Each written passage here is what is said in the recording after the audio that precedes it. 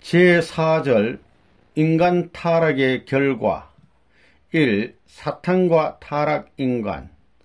타락한 천사장 누시엘을 사탄이라고 합니다. 누시엘과 인간 조상이 혈연관계를 맺어 일체를 이루었기 때문에 사탄을 중심한 사위 기대가 이루어지면서 인간은 사탄의 자녀가 되고 말았습니다. 그러기에 요한복음 8장 44절에 예수님은 유대인들을 마귀의 자식이라고 하셨고, 마태복음 12장 34절과 23장 33절에서는 그들을 뱀 또는 독사의 자식이라고 하셨습니다. 인간 조상이 미완성기에 타락되어 사탄을 중심하고 사위 기대를 이루었기 때문에 이 세계는 사탄 주권의 세계가 되고 말았습니다. 그러므로 요한복음 12장 31절에는 사탄을 세상의 임금이라고 하였고, 또 고린도후서 4장 4절에서는 사탄을 세상의 신이라고 하였습니다. 이 인간 세계에 대한 사탄의 활동, 사탄도 그의 대상을 취하여서 상대 기준을 조성함으로써 수수작용을 하지 않고는 활동을 할 수 없습니다. 사탄의 대상은 영계에 있는 악령인들입니다. 이 악령인들의 대상은 지상에 있는 악인들의 영인체이며, 이 영인체의 활동 대상은 그들의 육신입니다. 따라서 사탄의 세력은 악령인을 통하여 지상 인간의 육신의 활동으로 나타나는 것입니다. 그러므로 누가복음 22장 3절에는 사탄이 가룟 유다에게 들어갔다고 하였고, 또 마태복음 16장 23절을 보면 예수님은 베드로를 가리켜서 사탄이라고 하셨습니다. 한편 이러한 악령인체를 마귀의 사자라고 한 기록도 있습니다. 지상천국을 복귀한다는 것은 전 인류가 사탄과의 상대 기준을 완전히 끊고 하늘과의 상대 기준을 복귀하여 수수작용을 함으로써 사탄이 전혀 활동을 할 수 없게 된 세계를 이루는 것을 말합니다. 그런데 하나님은 천사와 인간을 창조하심에 있어서 그들에게 자유를 부여하셨기 때문에 이를 복귀하시는 데 있어서도 강제로 하실 수는 없습니다. 그러므로 인간은 자기의 자유의지에 의한 책임분담으로서 말씀을 쳐다 세워가지고 사탄을 자연 굴복시켜야만 창조본연의 인간으로 복귀할 수 있습니다. 3. 목적성으로 본 선과 악. 선과 악은 동일한 내용의 것이 상반된 목적을 지향하여 나타난 결과를 말합니다. 인간의 본래의 욕망은 창조 본성이기 때문에 이 성품이 하나님의 뜻을 목적 삼고 결과를 맺으면 선을 이루게 됩니다.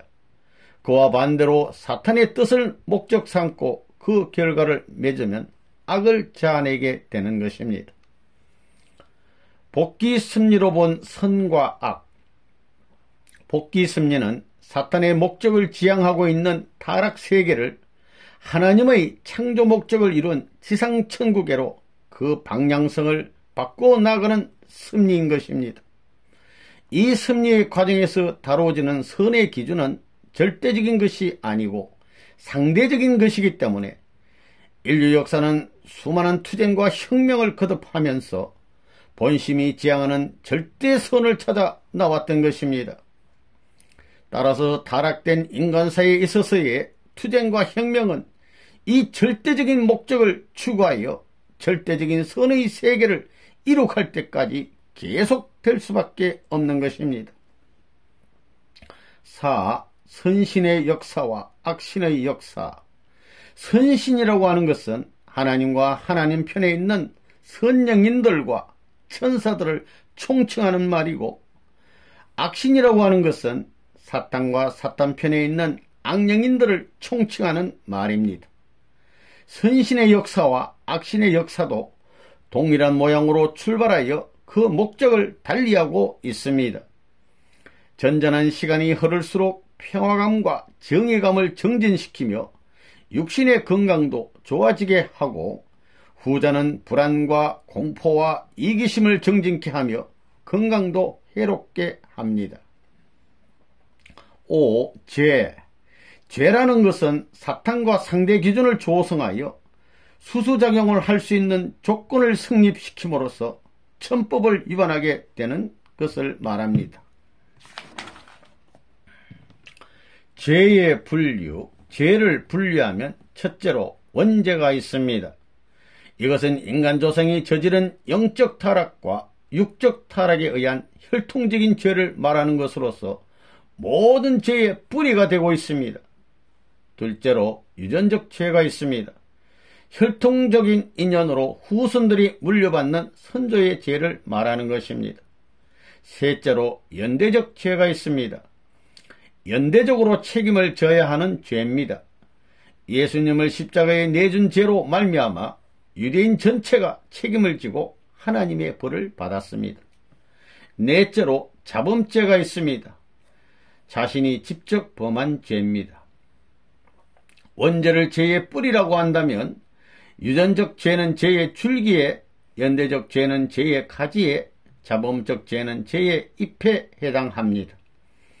모든 죄는 그의 뿌리되는 원죄로 말미암아 생깁니다. 그러므로 원죄를 청산하지 않고는 다른 죄를 근본적으로 청산할 수 없습니다.